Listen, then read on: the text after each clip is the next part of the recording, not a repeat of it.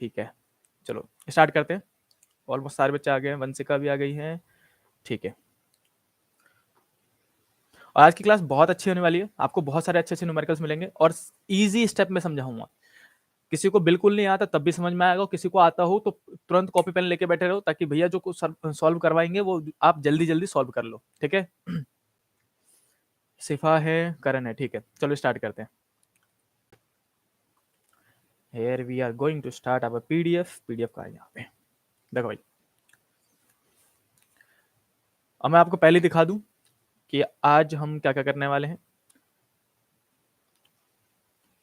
देखो, I hope कि सबको विजिबल होगा ये, जिसमें मैं आपके लिए फिर से 10 क्वेश्चन लेके आया हूं पूरे चैप्टर में से, और ये 10 मोस्ट इंपॉर्टेंट है। ये जो है टोटल 5 टाइप हैं, इन्हीं 5 टाइप में से आपके पास न्यूमेरिकल आने हैं, इससे ऊपर आएंगे ही नहीं।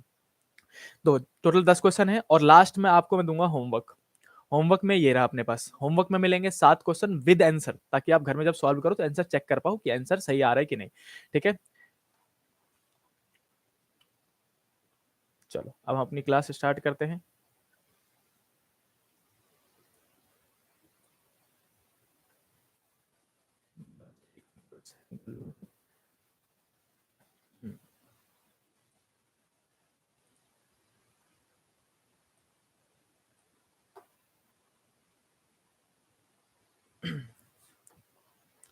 चलो स्टार्ट करें। तो देखो भाई, मैं फिर से रिपीट कर रहा हूं, अगर आपको कोई डाउट हो तो आप कमेंट करके पूछ सकते हो, मैं बिल्कुल बताऊंगा आपको, बिल्कुल बताऊंगा। और जितने भी क्वेश्चन करूं धीरे धरना, आराम आराम से क्वेश्चन पढ़ पढ़ के तसल्ली से मेथड को समझ लेना कैसे अप्लाई करना है, और फिर इन्हीं क्वेश्चंस को और होमवर्क को दोनों को सॉल्व करना है आपको। ठीक है, चलो स्टार्ट करते हैं। आज हम करेंगे न्यूक्लियाई चैप्टर आज आपका कंप्लीट हो जाएगा, जिसमें आप सारे न्यूमेरिकल कर लोगे। देखो भाई, सबसे पहला क्वेश्चन स्टार्ट करते हैं अपन। सबसे पहला क्वेश्चन है ये रहा अपने पास। क्वेश्चन कह रहा है द क्यू वैल्यू। देखो बच्चों को क्यू क्यू मतलब हीट होता है यार, हीट और क्यू और एनर्जी बात बराबर ही है। अगर वो कह रहे क्यू वैल्यू निकालो मतलब हीट निकालो या फिर एनर्जी निकालो। चलो आगे बढ़ते हैं। The Q value of a nuclear reaction, मतलब एक रिएक्शन दे रखा है ए बी इजकल टू सी और डी हो रहा है। ठीक है, हमें इससे मतलब नहीं है, हमें नीचे वाले फॉर्मूले से भी मतलब नहीं है, फॉर्मूले आपने पढ़ रखे होंगे पहले ही। हम डायरेक्टली पहुंचते हैं नीचे। इस टाइप के क्वेश्चन आप सबने देख रखे हैं कि भैया आपको क्या क्या किया जाता है कि एक नॉर्मल सा रिएक्शन दे देंगे, बोलेंगे ये एक रिएक्शन है जो कि हो रहा है। जैसे यहाँ पे रिएक्शन आपको देख रहे हो कि H11 जो है H13 के साथ मिलके वंदना ये कन्वर्ट हो रहा है H12 और H12 दो दो में। समझ रहे हो दीपांशु? तो इस टाइप के रिएक्शन दे दिया जाएगा, और क्वेश्चन में नीचे में ऐसे करके मासेस लिख देंगे जैसे यहाँ पे लिखे हुए हैं, और बोलेंगे बताओ क्यू वैल्यू कितनी होगी, या फिर कितनी एनर्जी रिलीज होगी, या फिर बताओ ये एंडोथर्मिक रिएक्शन होगा या फिर एक्सोथर्मिक रिएक्शन होगा। कई बार सवाल ये पूछ लेते हैं कि ये रिएक्शन फिजिबल है या नहीं है, मतलब फिजिबल है मतलब हो भी सकता है या नहीं हो सकता है। तो इस टाइप के मल्टीपल सवाल पूछे जाते हैं, और ये एक ही टाइप है, एक ही चीज को घुमा फिरा के बार बार पूछा जाता है। देखो मैं आपको बताता हूँ, कुछ ना है, बहुत आसान चीजें हैं। सबसे पहले आपको इस टाइप के क्वेश्चन में करना क्या होता है, सिर्फ 3 स्टेप फॉलो करने हैं, सारे न्यूमेरिकल सॉल्व हो जाएंगे आपके। 3 स्टेप कौन कौन से, मैं इसको थोड़ा स्लाइड डाउन करता हूं। हमें सिर्फ रिएक्शन देखना है, और यहीं पे अपना स्पेस बना लेते हैं 1 मिनट, हम यहीं पे इसको सॉल्व करेंगे। ठीक है, चलो हमें किससे मतलब है, हमें रिएक्शन से मतलब है। हमारा रिएक्शन ये रहा, जो H11 है वो H13 के साथ मिलके कन्वर्ट हो रहा है H12 और H12 में, दो बार में। अब हमको बोला गया कि क्यू वैल्यू निकालो मतलब एनर्जी निकालो। तो सबसे पहले आप क्या करोगे, इस टाइप के क्वेश्चन में गिवन तो आपको बस लिखा ही होता है, तो गिवन जल्दी जल्दी देख लिया करो, जो भी गिवन हो आपके पास कि मास कितना दे रखा है, रिएक्शन कितना है, तो ये दो चीज होगी। उसके बाद में सबसे पहले देखो दो चीज अपने पास, रिएक्टेंट है और प्रोडक्ट है। रिएक्टेंट में कौन है, H11 है और H13 है, राइट, ये हमारे रिएक्टेंट है इधर वाले लेफ्ट हैंड साइड वाले। और रिएक्टेंट का मास निकालना है आपको, प्रोडक्ट का मास निकालना है। तो सबसे पहले मैं निकालूंगा मास ऑफ रिएक्टेंट MR। और कैसे निकालोगे, दोनों रिएक्टेंट का मास जोड़ दो। H11 का मास दे रखा हो, देखो यहाँ पे कहाँ दे रखा है H11 का मास, H11 का मास नहीं दे रखा, बताओ। H12 का मास दे रखा है, H13 का मास दे रखा है। देख रहे हो, ये एनसीईआरटी का क्वेश्चन है भाई साहब। चलो कोई नहीं, मैं ऊपर स्लाइड करके देख लूँ, H11 का मास दे रखा है, कहीं नहीं दे रखा है। ठीक है, चलो हम H11 का मास मान लेते हैं फिलहाल के लिए 1। ठीक, H11 का मास है 1 पॉइंट, मैं एग्जांपल के लिए आपको देता हूँ 0 पॉइंट कितना ले लो, 6 ले लो। ठीक है, यू में दे दिया मैंने आपको। और दूसरा आपको क्या कह रहे हैं, H13 है अपने पास, राइट। H13 का मास यहाँ पे अपने पास गिवन है, सबको दिख रहा है यहाँ पे अपने पास H13 का जो मास है वो गिवन है, जो कि है ये वाला 3.16049 वाला। तो इसको मैं लिख दूंगा मास ऑफ H11 किया, फिर करेंगे हम मास ऑफ H13। मैं बहुत आराम-आराम से समझाऊँगा, मुझे पता है कुछ बच्चों को आता होगा, जिन बच्चों को आता है आप कॉपी पेन उठाओ, जल्दी से सॉल्व करो। चलो देखते हैं आंसर सही निकलता है कि नहीं, सेम निकलता है कि नहीं। चलो दूसरा मास कनेक्ट करेंगे हम, H13 था, तो इसका मास कितना है 3.0141102। देखो बच्चों को एक डाउट और होता है कि भैया इतने बड़े न्यूमेरिकल वैल्यू लेने पड़ेंगे क्या? नहीं, पॉइंट के बाद सिर्फ 3 डिजिट कंसीडर किया करो आप। पॉइंट के बाद 3 डिजिट कंसीडर करोगे, थोड़ा बहुत राउंड ऑफ में आंसर निकलेगा, आपका बिल्कुल सही माना जाएगा, बोर्ड का एग्जाम है, ठीक है? तो अब इन दोनों मास को जोड़ के आप क्या करोगे, मास ऑफ रिएक्टेंट निकाल दोगे। एग्जाम्पल के लिए अगर मैं यहाँ पे जोड़ दूं तो 00 है और ये हो जाएगा 4, तो ये हो गया 4.01 नहीं 2 हो जाएगा, 20 हो जाएगा। इसको जोड़ोगे तो इतना मास आएगा। हम पॉइंट के बाद सिर्फ 3 पॉइंट ही, डेसिमल के बाद सिर्फ 3 पॉइंट ही कंसिडर करेंगे, ठीक है? मास ऑफ रिएक्टेंट निकाल लिया, जल्दी से फिर मास ऑफ प्रोडक्ट भी निकाल लो। मास ऑफ प्रोडक्ट कैसे निकालोगे? प्रोडक्ट में जो जो है उसका मास जोड़ दो। कौन कौन है? H12 दो बार है, तो 2 बार से सीधे-सीधे मल्टीप्लाई कर दो। 2 इंटू में H12 का मास दे रखा होगा भाई साहब, ये देखो। क्वेश्चन में H12 का मास दे रखा है 2.014102। अब इसको जल्दी से मल्टीप्लाई करके मास ऑफ प्रोडक्ट निकाल लो। एमपी मतलब मास ऑफ प्रोडक्ट है, तो ये हो जाएगा कितना? मैं यहाँ पे जल्दी-जल्दी मल्टीप्लाई कर देता हूँ। सिर्फ 3 डिजिट तक लूँगा तो 2820 और ये हो जाएगा 4।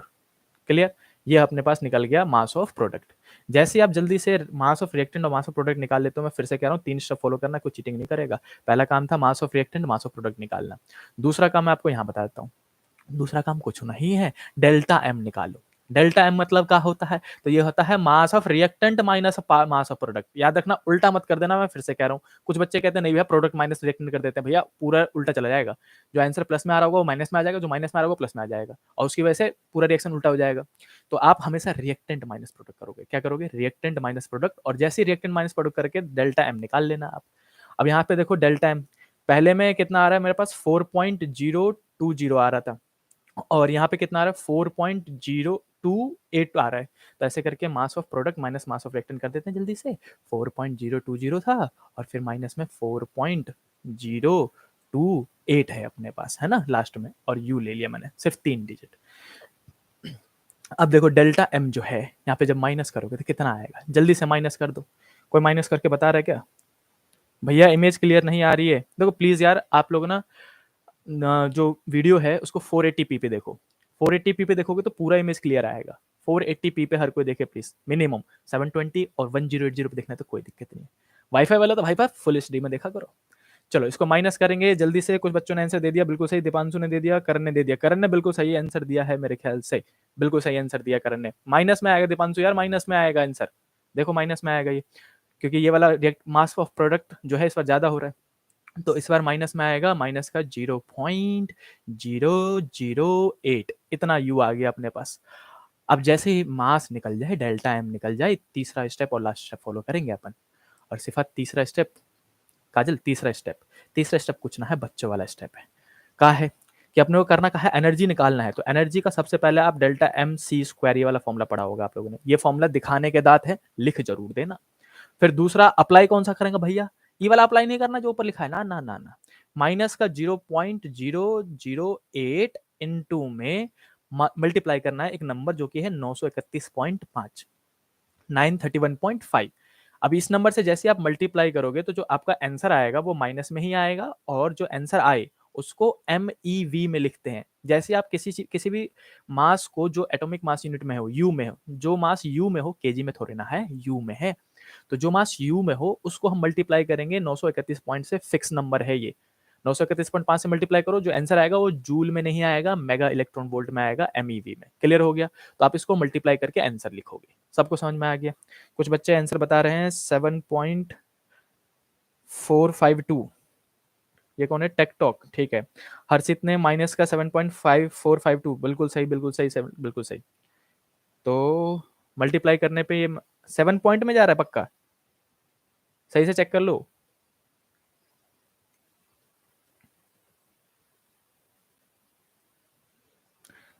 अब इसे गुप्ता सर कुछ समझ में नहीं आया भाई, उसके लिए फिजिक्स पढ़नी पड़ती है। 12th पास बंदे जो 7 साल पहले फिजिक्स छोड़ चुके हैं उनके लिए नहीं है। ठीक है ठीक है ठीक है। तो जो आपका आंसर आ रहा है माइनस के यहाँ पे जो आप देखो, आप ही लिख रहे हो तो मैं लिख देता हूँ माइनस के 7.452 आ रहा है एग्जाम्पल के लिए, ठीक। हमारा ये आंसर मैच नहीं करेगा क्योंकि हाइड्रोजन का मास मैंने देखा नहीं, तो इसको मैं हटा दे रहा हूँ, ठीक है। अब यहाँ पे जो भी आपका आंसर आया ये हमारा एनर्जी हो गया, इसको हम लिख देंगे मेगा इलेक्ट्रॉन वोल्ट में, ये हमारा फिक्स एनर्जी। अब देखो यहाँ पे एक चीज और है कि भैया यहाँ पे तो माइनस में आ रहा है। अभी माइनस का मतलब क्या है कि देखो बच्चे, माइनस का मतलब ये है कि ये जो रिएक्शन है वो नॉन फिजिबल है। नॉन फिजिबल है, नॉन फिजिबल मतलब अपने आप नहीं हो सकता नेचर में, इसको एनर्जी देनी पड़ेगी। अब एनर्जी दे के फिर इस रिएक्शन को करा सकते हो आप। तो ऐसे रिएक्शन जिसमें एनर्जी देनी पड़े उसको हम एंडोथर्मिक कहते हैं ना, तो ये एंडोथर्मिक होता है। माइनस मतलब एंडोथर्मिक, ऐसे याद रख लेना। एंडोथर्मिक रिएक्शन है जिसमें हमको एनर्जी सप्लाई करना पड़ेगा, समझ रहे हो। एंडोथर्मिक रिएक्शन लिख दिया हमने, ठीक। दोनों चीज क्लियर हो गया। नॉन फिजिबल है कि अपने आप नहीं होगा, और एंडोथर्मिक है अगर माइनस में आ रहा है। यही प्लस में होता तो फिजिबल होता, अपने आप हो जाएगा नेचर में। और एक्सोथर्मिक होता है जिसमें हीट रिलीज हो रही होती है। क्लियर। प्लस में हीट रिलीज होती है, माइनस में हीट देना पड़ता है। ये हो गया पहले टाइप का क्वेश्चन। अब इसी टाइप के क्वेश्चन में हमेशा यही 3 स्टेप फॉलो करना है। सबसे पहले आपको क्या करना है कि मास ऑफ रिएक्टेंट निकालना है, फिर मास ऑफ प्रोडक्ट निकालना है। सबसे पहले ये 2 काम कर लिए, तो स्टेप वाइज करोगे गलती नहीं होंगे। जल्दीबाजी मचाओगे, हड़बड़ी करोगे, इस टाइप के न्यूमेरिकल में मिस्टेक होना है। और अगर मिस्टेक हो गया तो आता जाता क्वेश्चन छोड़ के आओगे, फालतू में नंबर कटेंगे आपके। तो जल्दबाजी नहीं करनी है। 3 नंबर का न्यूमेरिकल आएगा सीधे सीधे। सबसे पहले mass of reactant, mass of product निकाल लेना है। फिर डेल्टा एम निकालना है। डेल्टा एम कैसे निकालोगे, रिएक्टेंट माइनस प्रोडक्ट करके। और फिर तीसरा काम करना है, E is to MC square लिखना जरूर है, लेकिन अप्लाई नहीं करना। अप्लाई कौन सा करना है, 931.5 वाला। क्या सबको समझ में आया भैया? सेकंड में ही का मैं नहीं देख रहा, ओके। चलो, अब नेक्स्ट क्वेश्चन इसी का दूसरा रिएक्शन। दूसरा रिएक्शन आप करोगे, ये मैं होमवर्क के लिए मार्क कर दे रहा हूं, मैं नहीं करूंगा। आपको समझ में आ गया तो आप इसको खुद ही करोगे। सबसे पहले क्या कर रहे हैं, इसमें 2 कार्बन एटम है, दोनों का मास सेम है, दोनों मिलके नियोन में कन्वर्ट हो रहा है और हीलियम में कन्वर्ट हो रहा है। तो आप जल्दी से मास ऑफ रिएक्टेंट निकाल दोगे कैसे, 2 इंटू में मास ऑफ कार्बन यहाँ पे गिवन है, राइट। फिर मास ऑफ प्रोडक्ट निकालोगे, नियोन का मास और हीलियम का मास, हीलियम 24। तो कोई यहाँ पे बताया मुझे ना, हीलियम 24 फिर नहीं दिया, चलो कोई नहीं। तो हीलियम 24 का मास मैं नीचे डिस्क्रिप्शन में दे दूंगा, जब आप सॉल्व करो तो एक बार वहां से देख लेना, ठीक है। और इसमें mass of product, mass of reactant निकालने के बाद फिर डेल्टा एम निकालने का, फिर एनर्जी निकालने का, और नीचे कमेंट करके बताने का, वीडियो में लास्ट में जाकर कमेंट करके बताओ कितना आंसर आया, ठीक है। तो ये हो गया हमारा पहले टाइप का क्वेश्चन जिसमें हम 3 स्टेप फॉलो करते हैं। चलो मूव करते हैं इसी का भाई अगले टाइप के। इसी में पता है जो ये एनर्जी वाला कॉन्सेप्ट है ना, इसमें 3 टाइप के न्यूमेरिकल आते हैं। अब मैं अगला दिखा दे रहा हूँ, देखो ये है अपने पास क्वेश्चन। इस क्वेश्चन को भी हम यही सॉल्व करेंगे, और तीनों क्वेश्चन ध्यान से देख लेना ताकि इस टाइप के क्वेश्चन छूटे ही ना, चाहे कुछ भी पूछा ले, चाहे ऐसे करके कान पकड़ने के लिए बोले, चाहे घुमा के, कुछ भी पूछ लो भाई, मेरे को आता है, समझ रहे हो। चलो ठीक है, ठीक है। नहीं, हाँ हीलियम का मास नहीं दिया यार, मैं आपको डिस्क्रिप्शन में दे दूंगा। और चिंता मत करो, अगर ऐसा कोई क्वेश्चन आता है बोर्ड में जिसमें कोई चीज कमी है तो आप बस उसको अटेम्प्ट करके आना। फिर से कह रहा हूं, अगर किसी भी क्वेश्चन में मिस प्रिंट है बोर्ड में और आपने उसको अटेम्प्ट किया है तो आपको फुल नंबर मिलेंगे, और मिस प्रिंट है और आपने अटेम्प्ट ही नहीं किया तो 0 नंबर मिलेंगे। इसीलिए कहते हैं किसी भी क्वेश्चन को बोर्ड में छोड़ना ही नहीं चाहिए, क्योंकि नेगेटिव मार्किंग है नहीं अपने पास, तुम क्वेश्चन क्यों छोड़ के आए। चाहे जो समझ में आए अटेम्प्ट करके आना है, जितना समझ में आ रहा है अटेम्प्ट करके आना है, समझ रहे हो। बहुत बढ़िया। चलो आगे स्टार्ट करते हैं दूसरा टाइप का क्वेश्चन, इसी का दूसरा भाई है। देखो क्वेश्चन का कह रहा है बच्चों कि suppose we think the fission of iron, ये हमारा iron, nucleus into 2 fragment. Fission मतलब टूट जाना, फिजन मतलब क्या होता है, टूट जाना। जो आयरन है वो 2 में टूट गया, किस किस में टूटा, एल्यूमिनियम में, 2 एल्यूमिनियम में टूट गया। तो हम बना देते हैं रिएक्शन भाई साहब, हम सबसे पहले गिवन लिखेंगे। देखो कई बार रिएक्शन भी नहीं देते हैं, रिएक्शन नहीं देंगे और सिर्फ वर्डिंग में लिख देंगे, इसलिए क्वेश्चन उठाया था मैंने, ताकि आप सबको समझा सकूं कि जरूरी ना है कि रिएक्शन ही देंगे, वो ऐसे करके वर्डिंग में लिख दे तो आप खुद समझ पाओ। तो चलो आते हैं, हमको ना आता है क्या बताओ। एफ ई है, कितना है, 26 है और 56 है, ऐसे करके लिख दिया। ये भैया कन्वर्ट हो रहा है 2 एल्यूमिनियम में, 2 एल्यूमिनियम टूट रहा है, देखो यहाँ पे लिखा हुआ है 2 इक्वल फ्रेगमेंट्स, बराबर में टूट रहा है। तो एल्यूमिनियम 2 बार लिख देंगे, हमारा को जा रहा है 13 और 28 फ्लट में एल्यूमिनियम 13 और 28, ऐसे करके लिख दियो। अब करण सुनो, आगे क्वेश्चन कह रहा है कि is the fission energetically possible, क्या ये खुद हो सकता है अपने आप। तो निकाल के देख लेते हैं, माइनस में आएगा तो नहीं हो सकता, प्लस में आएगा तो हो सकता है। Argue by the working of the Q value, फिर से बोला क्यू वैल्यू निकाल के बताओ, देख रहे हो। चलो आ जाओ भाई, हमें क्या करना है, 3 स्टेप फॉलो करना है। सबसे पहला कि मास ऑफ रिएक्टेंट निकालना है। क्या मास ऑफ रिएक्टेंट में सिर्फ आयरन है, सिर्फ आयरन है यहाँ पे रिएक्टेंट में, तो आयरन का मास तो गिवन होगा कहीं ना कहीं। ये देखो ये रहा गिवन है। हमें क्या करना है, सिर्फ 3 डिजिट्स कंसिडर करने हैं डेसिमल के बाद, तो 55.934 तक लेंगे हम यू। फिर दूसरा मास ऑफ प्रोडक्ट निकालेंगे। मास ऑफ प्रोडक्ट में कौन है, 2 एल्यूमिनियम है, तो 2 इंटू में एल्यूमिनियम का मास वो भी गिवन है क्वेश्चन में 27.98, तो 27.981 यू। क्लियर हो गया सबको। नेगेटिव में आ रहा करंट कैंसर, क्या बात है, निकाल भी लिया हर्षित ने भी। डेल्टा एम माइनस का 0.28, शाबाश, अच्छे बच्चों आप लोग तो mass of reactant mass of product लिख दिया। अब उसका दूसरा काम क्या होता है, जैसे कि बच्चों ने निकाल दिया है कि डेल्टा एम निकालना होता है। अब बताओ डेल्टा एम कैसे निकालोगे, याद है अभी तो बताया था यार, mass of reactant minus mass of product कर देना, ऐसे करके कर दिया अपन ने। अब मास ऑफ रिएक्टेंट हमको ये दे रखा है, मास ऑफ प्रोडक्ट ये दे रखा है, पहले मल्टीप्लाई करके इसका आंसर निकाल लेना। मैं जल्दी से मल्टीप्लाई कर देता हूँ, ये आएगा 2 और 2 16 के 6 18 19 का 1 और फिर ये आएगा 7 2 14 15 का 5 यहाँ से 1 4 1 5, ये आएगा अपने पास यू। आराम से तसल्ली से मल्टीप्लाई करते हैं, कैलकुलेटर ने मिलेगा एग्जाम में 55.926। अरे बिल्कुल सही बता रहे हो करण। और फिर 0.3 बता रहे हो आप, और कुछ बच्चे माइनस का 0.28 बता रहे हैं, कौन सा सही है जल्दी बताओ। सब कुछ ठीक है, सब कुछ ठीक है। डेल्टा एम निकालेंगे तो रिएक्टेंट हमारा ये रहा, प्रोडक्ट हमारा ये रहा, रिएक्टेंट में से प्रोडक्ट को घटा दो, तो सब कुछ ठीक है 9 तक। यहाँ पे 62 है, यहाँ पे 34 है, तो माइनस का माइनस में आएगा भाई साहब। फिर से देख लो प्रोडक्ट का मास ज्यादा है इस बार, 962 है और यहाँ पे 934 है, फिर से माइनस में आएगा। बिल्कुल सही कह रहे हो, माइनस का 0, बिल्कुल सही, शाबाश, माइनस का 0.28। किस किसने आंसर दिया, जीएम कोड, यार मैं कहता हूँ अपने नाम से आया करो प्लीज। स्नेहा ने भी सही आंसर दिया, नितिन ने भी सही आंसर दिया, शाबाश। 28 यू ऐसे करके हमने लिख दिया। ठीक है ठीक है, आ जाओ। जैसे बच्चों आपको डेल्टा एम निकल जाए तसल्ली से आराम से हम तीसरा निकालने जाएंगे। तीसरा कौन था, क्यू वैल्यू निकालेंगे यार, क्यू मतलब एनर्जी। क्यू भी लिख सकते हो ऐसे करके, डेल्टा एम सी स्क्वायर पहले दिखाने के बाद लगा दो, फिर हम लगाएंगे असली वाला formula, that was delta M को मल्टीप्लाई करना है काय से, 931.5 से, तो 931.5 लिख दिया हमने ऐसे करके। क्यू का क्यू लिखो हमने, डेल्टा एम कितना आया था, माइनस का 0.028 इंटू में 931.5। कुछ बच्चे कमेंट कर रहे हैं, अभी 1 मिनट दो तो मैं पढ़ता हूँ। आंसर निकल गया, सब दीपांशु का निकल रहा है, माइनस का 26.920, 902, बिल्कुल सही आंसर आ रहा है। टेट टॉक ठीक है, स्नेहा का आ गया, ठीक है ठीक है, नैना का भी आ गया, नैना का भी आ रहा है माइनस का 26.08। तो बच्चों इसको सॉल्व करेंगे तो ये आएगा अपने पास, जैसे यहाँ पे आंसर मैंने लिखा है कि इसके आसपास आना चाहिए, माइनस का 26.902 के आसपास। यूनिट क्या होगी, मेगा इलेक्ट्रॉन वोल्ट। मैं बहुत फिर से एक और रिमाइंडर दे दूं आपको, यूनिट के आधे नंबर काट लेते हैं, जहां आपके नंबर 90 प्लस गए आपकी कॉपी सेकंड चेक हो सकती है, और 95 में तो थर्ड चेक भी हो सकती है। तो यूनिट के नंबर आधे कटते हैं, अगर आपने यूनिट नहीं लिखा तो सीधे सीधे टीचर को अधिकार है कि वो आधे नंबर काट सकता है आपके, तो यूनिट जरूर लगाना ध्यान से, मेगा इलेक्ट्रॉन वोल्ट। अब बताओ एंडोथर्मिक एक्सोथर्मिक, जल्दी बताओ भाई साहब, एंडोथर्मिक रिएक्शन की एक्सोथर्मिक रिएक्शन, माइनस में आ रहा है, जल्दी बताओ काहे में आएगा, एंडोथर्मिक रिएक्शन बोलोगे कि एक्सो बोलोगे। एंडो, करण ने एंडो बोल दिया, दीपांशु ने एंडोथर्मिक बोल दिया, नैना ने एंडोथर्मिक, बहुत बढ़िया, नितिन ने भी एंडोथर्मिक, साहस, क्योंकि माइनस में आ रहा है इसलिए एंडोथर्मिक जाएगा। टेकटॉक आदित्य, ठीक है, बहुत बढ़िया बहुत बढ़िया, शाबाश। आफ्ताब, अमित, सबने एंडोथर्मिक बोला है, और ये नॉन फिजिबल है, ठीक है, नॉन फिजिबल, अपने आप पॉसिबल नहीं है, नॉन फिजिबल रिएक्शन है ये। क्लियर हो गया, इसमें एनर्जी देनी पड़ेगी। तो ये इस टाइप का क्वेश्चन है कि जिसमें आपको वर्डिंग लिखा आएगा, ये था इसी का दूसरा टाइप, एनर्जी का ही दूसरा टाइप। पहले में क्या आता है कि अपने पास देखो ऊपर में इक्वेशंस लिखी हुई आ जाती है, तो हमको क्वेश्चन समझ में आता है कि ये वाला काम करना है। दूसरा क्या था कि इक्वेशन नहीं लिखी आई तो खुद ही इक्वेशन लिख देंगे, वर्डिंग पढ़ना ना पड़ेगा और का। और तीसरा क्वेश्चन, ये भी इसी एनर्जी का क्वेश्चन है लेकिन इंपॉर्टेंट टाइप है, जिसका सुनो, इसका भी मैं इसके नीचे स्लाइड करता हूँ और यही सॉल्व करेंगे आराम से, ठीक है।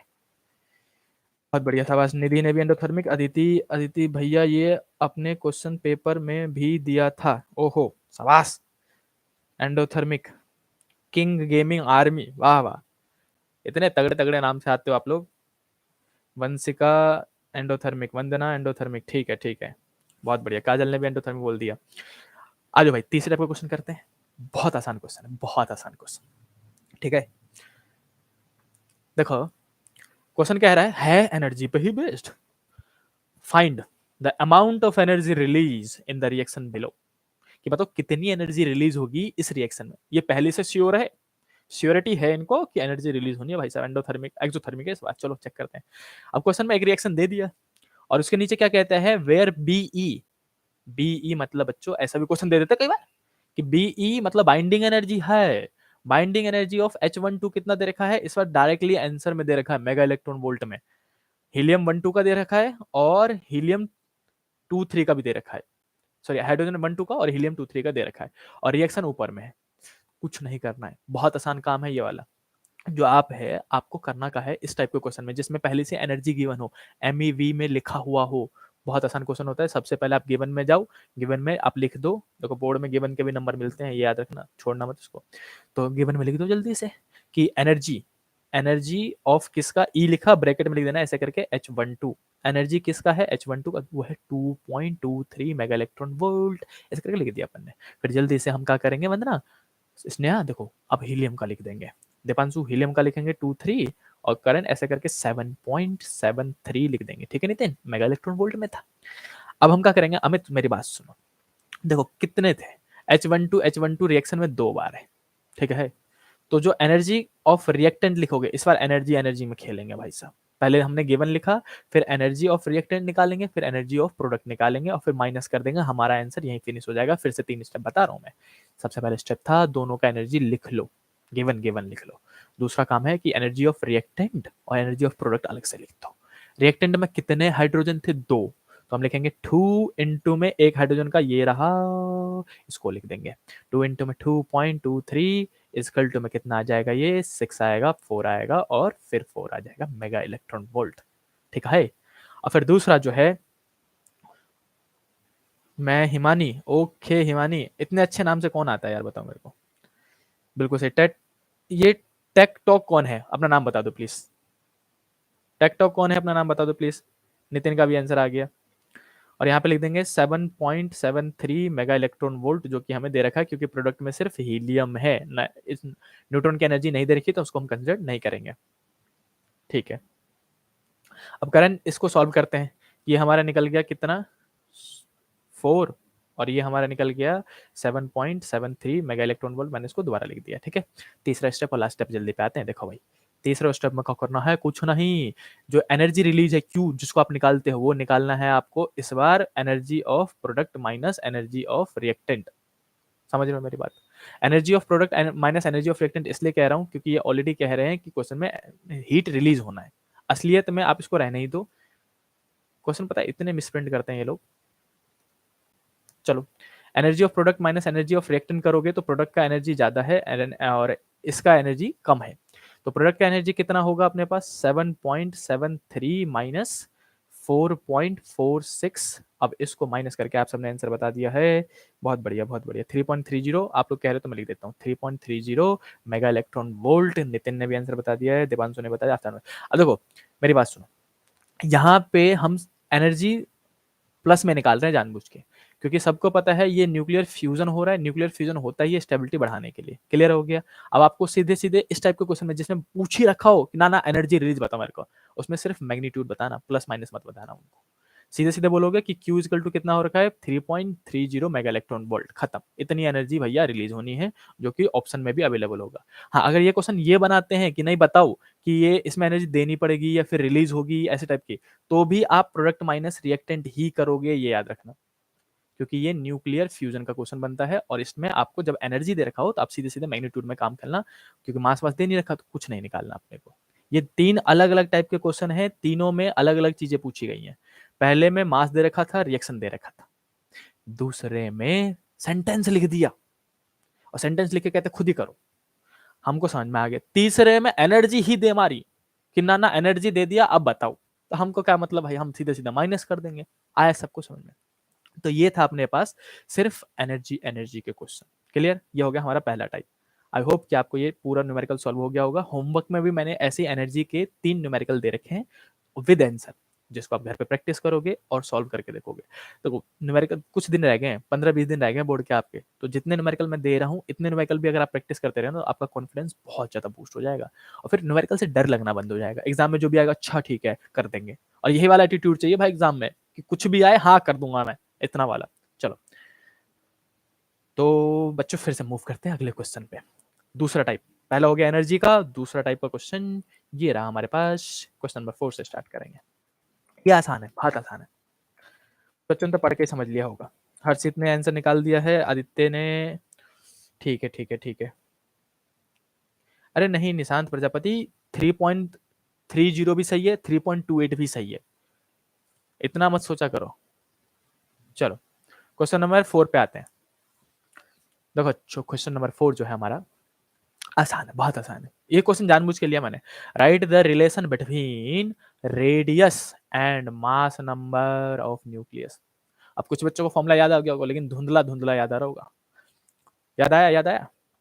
जब न्यूक्लियस की बात करूं और रेडियस और एटॉमिक मास, मास यूनिट मतलब होता है एटॉमिक मास नंबर एक की बात कर रहे हैं ये। और सबको मुझे पता है कि आंसर तो याद आ गया होगा कि भैया एक फॉर्मूला था, आर इजकल टू में आर नोट 1 की पावर 1/3। याद आया, बहुत बढ़िया।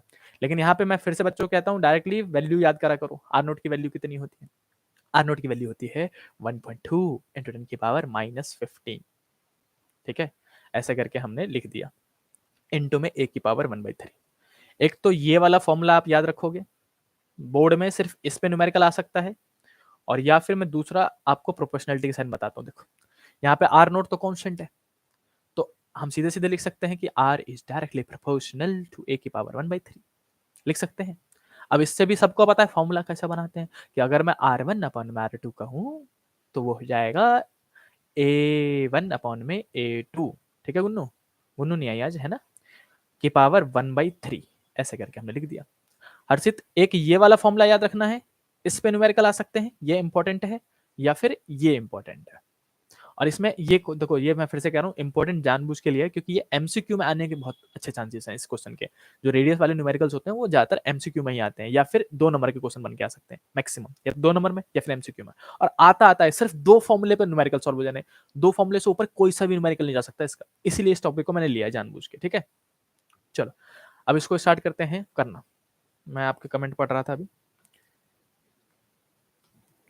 ठीक है, अब देखो भाई हम क्या करेंगे, हम करेंगे भैया, हमने चलो फॉर्मूला लिख दिया, हमको तो इसमें सिर्फ रिलेशन बोला था, फॉर्मूला बोला था, फॉर्मूला हो गया। इसी के नीचे मैंने बहुत सारे न्यूमेरिकल ले रखे हैं इसके। देखो ये रहा हमारे पास न्यूमेरिकल। क्वेश्चन नंबर 5 में हम इसको यहीं सॉल्व करेंगे। नहीं नहीं भैया, अलग से नहीं चाहिए हमको, इसी को गैप बना दो। ठीक, देखो दीपांशु, देखो इस टाइप का क्वेश्चन में कहा बोल रहा है, for a nucleus having atomic mass number 125। ठीक है, its radius of the nucleus will be, nucleus कितना, रेडियस कितना होगा, तो सीधे सीधे लिखना स्टार्ट कर दिया, जल्दी जल्दी गिवन लिखेंगे। आसान सा क्वेश्चन है कि एटॉमिक मास नंबर दे रखो भैया 125। ठीक है, और इनटू में 1 से का, यहाँ पे मेरे को बोल रहा है कि रेडियस बताओ, तो रेडियस का फॉर्मूला कौन सा लगाएंगे, ये वाला जो ऊपर में लिखा था मैंने अभी अभी। सीधे सीधे लिख देंगे हम 1.2 इंटू 10⁻⁻15। निधि इसको मल्टीप्लाई कर दो एटॉमिक मास नंबर की पावर 1/3। अब कुछ बच्चों को एटॉमिक मास नंबर की पावर 1/3 सॉल्व करना नहीं आता, कुछ बच्चों को आता है, बहुत अच्छा, उन्होंने बचपन में मैथ पे ध्यान दिया था। जिन बच्चों ने बचपन में मैथ को मजे में लिया उनके लिए मैं समझा देता हूँ। रेडियस इक्वल टू में 1.2 इंटू में रोशनी 10 की पावर कितना आएगा -15। और करंट क्या, मैं 125 को सोचा करो किसका क्यूब लिख सकते हैं, जो भी एटॉमिक मास नंबर दे उसको किसका क्यूब लिख सकते हैं। जैसे कि मैं दे दूं 64 दे दूं, तो इसका किसका क्यूब लिख सकते हैं इसको, ये है 4 का क्यूब। चेक कर लो एक बार, 4 4 4 जा 16, 16 4 जा 64 है ना। तो ऐसे करके आप बस ये इमेजिन करा करो कि जो एटॉमिक मास नंबर दे रखा है काजल, वो किसका क्यूब बन सकता है। तो हम लिखेंगे यहाँ पे ना, देखो 125 है तो उसको किसका क्यूब लिख देंगे, 5 का क्यूब लिख सकते हैं, राइट। ऐसे करके ये बात फिक्स है कि जब इस टाइप का न्यूमेरिकल आएगा तो जो एटॉमिक मास नंबर होगा वो परफेक्ट क्यूब होगा किसी ना किसी का, ये बात तय है, न्यूमेरिकल सॉल्व भी नहीं होगा। तो सीधे सीधे हम क्या बोलेंगे इस बार, इसको हम लिख सकते हैं 5 की पावर 3 125 को, और इनटू में बाहर में पावर कितना था 1/3, तो यहाँ पे पावर को मल्टीप्लाई कर दो, 3 से 3 कट्टिस हो जाएगा, 5 की पावर 1 यानी कि 5 बच जाएगा। इसी के आगे हम यहाँ सॉल्व कर देंगे, हम लिखेंगे रेडियस इक्वल टू भैया 1.2 आया, हर्षित इंटू 10 की पावर -15 था यहाँ पे, और अमित सुन रहे हो मेरी बात, इनटू में करेंगे 5, और 12 पंचे होता है 60, तो 6.0 आ जाएगा इस बार। तो रेडियस आ रहा है हमारा 6.0 इंटू 10 की पावर -15। और बच्चों सीधे सीधे ये मीटर में आता है आंसर, सेंटीमीटर मिलीमीटर में ना आता है, सीधे सीधे मीटर में आता है। ठीक है स्नेहा, तो हमने ऐसा करके रेडियस लिख दिया। हमारे पास कौन सा ऑप्शन है, ये नहीं है, ये 6 नहीं, -15 वाला, ये वाला सही आंसर। आसान था, बेसिक 1 नंबर का न्यूमेरिकल है, और या फिर 2 नंबर का न्यूमेरिकल बना सकता है, 1 नंबर का एमसीक्यू में आ सकता है। चलो भैया, सबने स्टार्ट कर दिया, मैं एक बार चैट्स पढ़ लूँ आपके, रुक जाओ। सबको समझ में आ रहा है, क्लियर है वाला टॉपिक? रेडियस का फॉर्मूला याद रखना है, रेडियस के 2 ही फॉर्मूले याद रखने हैं, एक ये वाला रिलेशन वाला जिसमें कंपैरिजन पे क्वेश्चन बनाएंगे वो, और दूसरा ये वाला जिसमें मेन न्यूमेरिकल या एमसीक्यू बन सकता है। इज इट क्लियर सबको यहाँ तक? मजा आया? जल्दी बताओ, जल्दी बताओ। समझ में आ रहा है? 2 टाइप के हो गए, पहला एनर्जी हो गया और फिर दूसरा रेडियस वाला क्वेश्चन कर रहे हैं हम। जल्दी कमेंट करो, समझ में आ रहा हो? फिर हम इसके आगे अगला क्वेश्चन करेंगे। चलो, मैं ये सेल्फ लिख रखा है मैंने, यानी कि आप इसको सॉल्व करके आंसर बताओगे। मैं आपको पूरे 2 मिनट दूंगा, चिंता नहीं करो, अपने मस्त लाइव क्लास लेनी है अपने को। पूरे 2 मिनट दूंगा, क्वेश्चन नंबर 6 को सॉल्व करके आंसर बताओ। लेट्स सी कि कौन कौन सही आंसर निकालता है। लेट्स सी कौन कौन सही आंसर निकालेगा। पूरे 2 मिनट है आपके पास, पूरे 2 मिनट, जल्दी से सॉल्व करो और आंसर बताओ। सेम टाइप का क्वेश्चन है मेरे ख्याल से।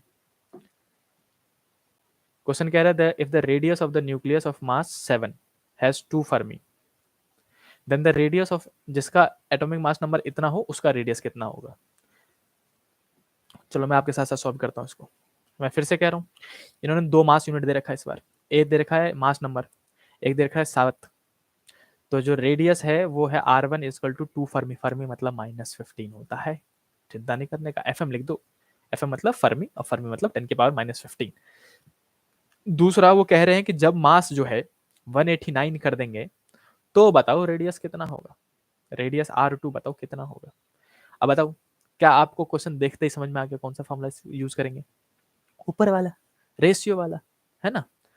हम लिखेंगे यहाँ पे वंदना, हम लिखेंगे कि भैया ठीक है, R1 upon R2 is equal to में क्या होता है formula?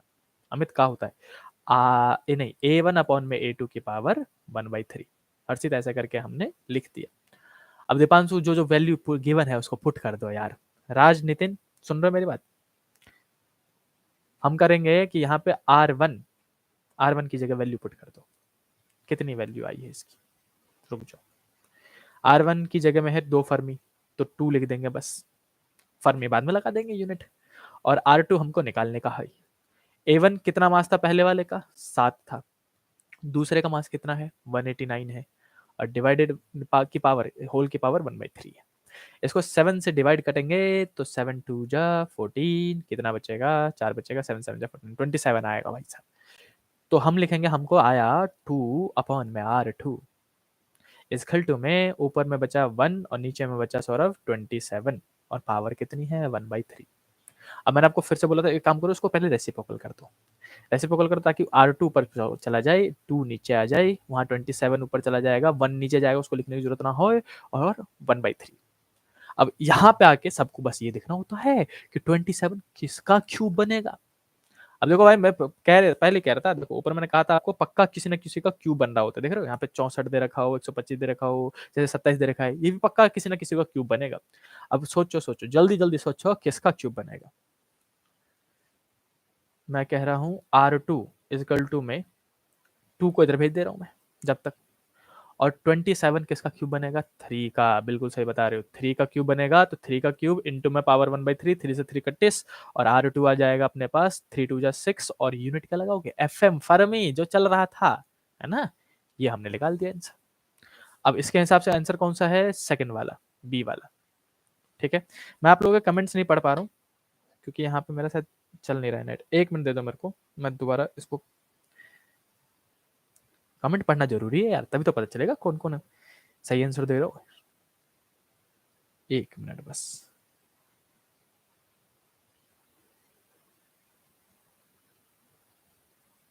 B B B B बहुत बढ़िया, दीपांशु ने निकाल लिया था, आदित्य पाल ने, वंशिका ने भी निकाल लिया था, टेकटॉक ने भी निकाल लिया था, निधि ने निकाल लिया, अरमान, अरमान का 3 का, ठीक है, अमित का भी ठीक है, विवेक बहुत बढ़िया, शाबाश शाबाश। ओम का भी आंसर बी निकल गया है, बी ऑप्शन इज करेक्ट, बिल्कुल सही हर्षित। चलो मूव करते हैं आगे। अब मैं आपके चैट पढ़ पा रहा हूँ, मजा आ रहा भाई साहब। अच्छा बच्चों, आप लोग, निशांत का भी आ गया, आफ्ताब का भी, दीपांशु का भी, रेहान का भी, बहुत बढ़िया, शाबाश। रेहान 3 क्या कहना चाहते हो आप? 3 क्या कहना चाहते हो? 3 ऑप्शन है यार, कैसी बातें कर रहे हो? पहले आंसर ना आएगा भाई, 6 आएगा। एक बार दोबारा देख लेना इसको, ठीक है? तो ये हो गया अपने पास दूसरे टाइप का क्वेश्चन, जिसमें रेडियस पे एमसीक्यू बन सकता है, नहीं तो 2 नंबर का एक क्वेश्चन बन सकता है। लेकिन कई बार अनएक्सपेक्टेड क्वेश्चन आता है, इसलिए मैंने ये वाला क्वेश्चन लिखा है। कुछ बच्चों को आता भी होगा कि प्रूव दैट, क्वेश्चन नंबर 7 पर पढ़ रहा हूँ, prove that nuclear density is independent of atomic mass number. और ये वाला क्वेश्चन क्या कह रहा है कि डेंसिटी जो है वो एटॉमिक मास नंबर ए पे डिपेंड ही नहीं करता। प्रूफ करो इसको, समझ रहे हो? और मैंने बच्चों को क्लास में करवा रखा है, मेजोरिटी बच्चों को आता होगा। कितने बच्चों को ये आता है प्रूफ करना? जल्दी से बताओ, जल्दी से बताओ। हिमानी प्रजापति भी कह रही है, ठीक है, जल्दी से हैंड रेज करो बच्चों, बताओ मेरे को किस किस को ये आता है ये वाला कि डेंसिटी जो है एटॉमिक मास नंबर पर नहीं डिपेंड करता। ये प्रूफ करने का आपने का। आदित्य पाल को आता है, दीपांशु को आता है, बहुत बढ़िया। कोई है जिसको नहीं आता हो तो ही मैं करवाऊंगा, जल्दी बताओ मेरे को। बस जिनको आता है बहुत बढ़िया, जिनको नहीं आता भैया मेरा नाम भूल गए थे क्या? हिमानी प्रजापति कैसे भूल सकता हूँ आपका नाम? ठीक है, नितिन नैना को भी आता है, दीपांशु को। किसको नहीं आता है प्लीज अब मुझे बता दो, ऐसे लिख के भेज दो कि भैया मेरे को नहीं आता। प्लीज करो जल्दी, अगर सबको आता तो मैं ये नहीं करवाऊंगा। कोई है एक बंदा भी बता दो जिसको ना आता हो। निधि को भी आता है, वंशिका को भी आता है। अरे कोई तो कहते हो कि मेरे को नहीं आता, मेरे को नहीं आता, बोलो जल्दी, तभी तो करवाऊंगा। मुझे नहीं आता, शाबाश, यही सुनना था मुझे। सर करवा दीजिए, करण ने भी बोल दिया। ठीक, बहुत बढ़िया, शाबाश, आ जाओ। देखो भाई, जिनको आता है अपनी कॉपी में करके दिखाना जरा, मेरे से पहले करके दिखाओ, जल्दी से मेरे से पहले करके दिखाओ। चलो चालू हो जाओ, अच्छे बच्चों की तरह चालू हो जाओ, जल्दी से मेरे से पहले करके दिखाओ। मुझे नहीं आता, आर्टिस्ट, शाबाश। रेहान सैफी, गुन्नू भी आ गई, नहीं आता, शाबाश। जिनको आता जल्दी से कर दो भाई। और हाँ, ऐसे करना कि 2 नंबर का दूं, ये नहीं कि 3 लाइन में आंसर निकाल के दे दिया, मेरे को आता था, मानूंगा नहीं। और कुछ बच्चे हैं जो मैं जानता हूँ जो ऐसे करेंगे। चलो आ जाओ, अब आंसर की बात करते हैं। इसमें क्या करना है, देखो ये कह रहा है कि डेंसिटी, डेंसिटी मतलब होता है रो। हम लिख देंगे कि डेंसिटी जो है यहाँ पे रो है। डेंसिटी जो है वो इंडिपेंडेंट है मास के, यानी कि ए के। ए मतलब होता है atomic mass number, atomic mass number, इस पे डिपेंड नहीं करता है। 2 नंबर का क्वेश्चन है ये। अब इसको प्रूफ करना है, कुछ नहीं करेंगे यार, हमको बचपन से पता है, since we know that density is equal to में मास अपॉन में वॉल्यूम होता है, मास अपॉन में वॉल्यूम। अब देखो, एक न्यूक्लियन जो न्यूक्लियस में रहने वाले मेंबर है, प्रोटॉन न्यूट्रॉन, उसका मास m मान रहे हैं, ऑलमोस्ट बराबर होता है। तो एक का मास m है, तो कितने न्यूक्लियन है? तो किसी भी एलिमेंट में यहाँ पे Z लिखते हैं बच्चों, और यहाँ पे A लिखते हैं। तो जितना ऊपर वाला हो उतने ही न्यूक्लियन होते हैं। तो आप कैसे लिखोगे इसमें कि मास की जगह में लिखोगे कि भैया एक का मास m है और कितने हैं, A है। जैसे A मतलब 10 है, ऊपर में 10 लिखा हुआ है, 10 न्यूक्लियन है। मान लो कि आयरन है तो आयरन का 56, तो 56 न्यूक्लियन है। तो एक का मास m है तो 56 का कितना हो जाएगा, मल्टीप्लाई। वैसे एक का मास m है तो a का मास कितना होगा, am ऊपर में लिख दोगे ऐसे करके। और नीचे में वॉल्यूम, वॉल्यूम दीपांशु कह रहा हो गया सर, ठीक है ठीक है। और वॉल्यूम का फॉर्मूला होता है यार स्फेरिकल होता है, न्यूक्लियस को हम स्फेरिकल मानते हैं। और वॉल्यूम का फॉर्मूला होता है 4/3 pi R cube, 4/3 pi R cube. अब 4/3 पाई आर का क्यूब तो लिखेंगे ही लिखेंगे, यहाँ पे सॉरी क्यूब लिखना भूल गया मैं। लेकिन आर का फॉर्मूला तो अभी अभी पढ़े थे, आर नोट ए की पावर 1/3, समझे कि नहीं समझे? तो आर को हटा के हम लिख सकते हैं बच्चों आर नोट ए की पावर 1/3 ऐसे करके। अब मुझे आर का क्यूब करना है, तो मैं आर को हटा के इसको, इस आर को हटा के ये लिख दूंगा पूरा, यहाँ से लेके आर नोट तक, ठीक है? आर नोट ए की पावर 1/3 और उसका होल क्यूब, क्योंकि आर का क्यूब था यहाँ पे, क्यूब कर दिया। इसी को सॉल्व कर दो, आंसर निकल जाएगा। हम लिखेंगे डेंसिटी इज इक्वल टू में भैया ए ऊपर में है, मास नीचे में है, मास सॉरी मल्टीप्लाई में है 4/3 पाई का पाई, और आर नोट का क्यूब, देखो क्यूब, क्यूब तीनों का करना है भाई साहब, आर नोट का क्यूब। और ए की पावर जो 1/3 है उसमें जो नीचे वाला 3 है वो ऊपर वाले 3 से कट जाएगा पावर से, और सिर्फ बचेगा ए, ऐसे करके लिख दिया हमने। तो जो हमारा फाइनल फॉर्मूला आ रहा है यहाँ पे, ये वाला देख रहे हो, ये वाला डेंसिटी इज इक्वल टू, अब इसमें ऊपर भी ए है नीचे भी ए है तो कट्टिस कट्टिस कर दो। अब इसमें रो लिख दो, रो का फॉर्मूला क्या आया बताओ, 3 चला जाएगा ऊपर तो 3/4, और एक m बच गया ऊपर में, और फिर नीचे में क्या बच गया, पाई और आर नोट। अब यहां तक सॉल्व करने के बाद आपको उसको लिख के बताओगे कि देखो भाई, इसमें कहीं पे भी ये जो फाइनल फॉर्मूला मैंने लिखा है, इसमें कहीं पे भी ए है नहीं है, means density does not depends on atomic mass number A, खत्म। इतना लिख के दिखाना पड़ेगा, 2 नंबर का क्वेश्चन है ये, जिसमें सबसे पहले हमने डेंसिटी का फॉर्मूला मास अपॉन वॉल्यूम लगाया, मास को am लिखा क्योंकि सबका मास लेना है, और वॉल्यूम को 4/3 पाई आर क्यूब से खोल दिया, आर की जगह में आर नोट की पावर 1/3 करके वैल्यू पुट कर दिया। जो फाइनल फॉर्मूला आया हमारा, मैं इसको हाईलाइट कर देता हूँ, वो आया ये वाला, मैं दूसरे कलर से हाईलाइट करता हूँ, 1 मिनट, नीले कलर से करेंगे, ये वाला फाइनल फॉर्मूला, ये वाला, ये हाईलाइट हो रहा है और खराब हो रहा है, चलो कोई नहीं, समझ जाना भाई। तो ये जो फाइनल फॉर्मूला है उसमें ए नहीं है, इसीलिए हम कहते हैं density does not depends on A. चलो किस किस का आ गया सर, मोड का क्यूब नहीं करें, नहीं होगा सर मोड का क्यूब, अरे मोड का क्यूब ना होगा बच्चों, देखो मैं नीचे करके समझाता हूँ थोड़ा सा। जब आर का क्यूब करोगे तो यहाँ पे आर नोट ए की पावर 1/3 का होल क्यूब होगा, राइट।